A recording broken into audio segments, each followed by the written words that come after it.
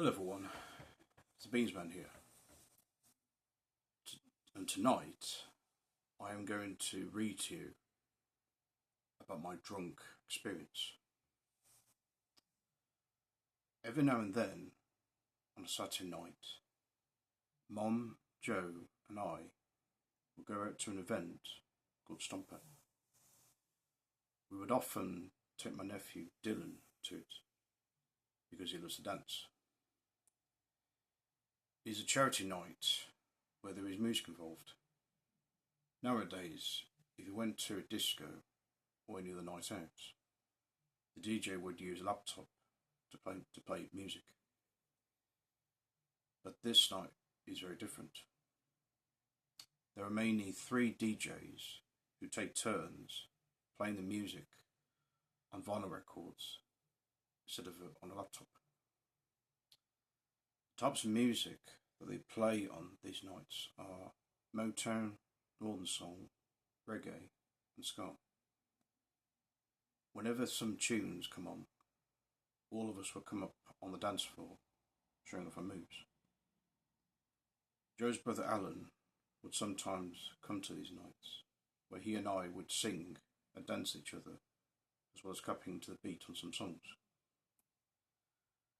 I do enjoy those nights out because I like to socialise with other people like Glenn, Steph and Snowy. Some of the people in a company are middle-aged but are hyperactive at the same time, which makes the nights more enjoyable. As well as dancing, I also like to do a bit of drinking. What I normally have is a lager and blackcurrant cordial whenever I go out whenever I go on nights out. Usually I am very good with my drinks, so I usually get tipsy at the end of the night. But there was one night in particular ended differently. It was on the 4th of May 2024 when a friend of ours named Debbie was organising one of the nights at the Memorial Club, where it takes place mostly. It was for a charity called Little Hearts Matter, which deals with people with park conditions, migrants and miles. Most of the people in our party were proper boozers, and they would often keep on feeding me drinks. So, as a result, on that very night, I drank for England. Within a few hours, the numbers kicked in, which happens after you've had a bit too much to drink. Alan and I were killing it on the dance floor, singing and clapping to the tunes, like Yesterday Man by Robert Wyatt. He even let me borrow his sunglasses, a flat cap which he wore on the night. Tell you what, I had never felt that drunk in my entire life. I did feel quite numb once after I had a few drinks at Costermongers 5 years back before it closed.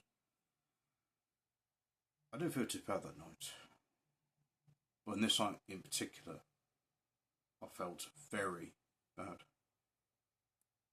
As soon as the night was over, I could not walk straight as I went to the toilets and then into Andy's car.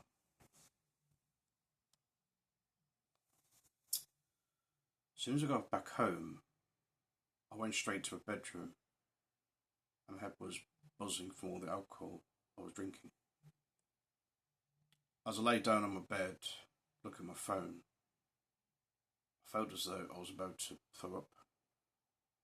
Unfortunately, I did, and some of it went on the bedroom floor as I was about to throw up in the toilet.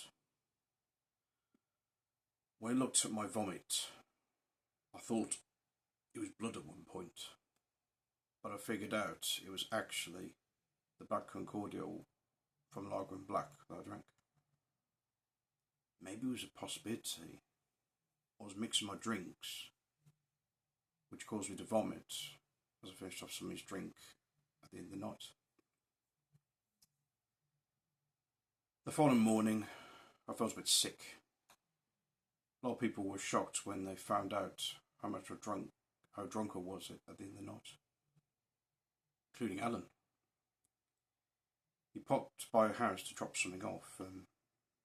He jokingly said to me that he was disappointed in me and to make sure whatever happened doesn't happen again.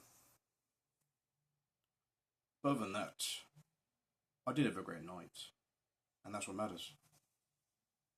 The drunkenness wasn't a very pleasant experience, but I don't think that would stop me from drinking. As long as I lower down the numbers of how much I'm drinking, I should be fine. Beans out.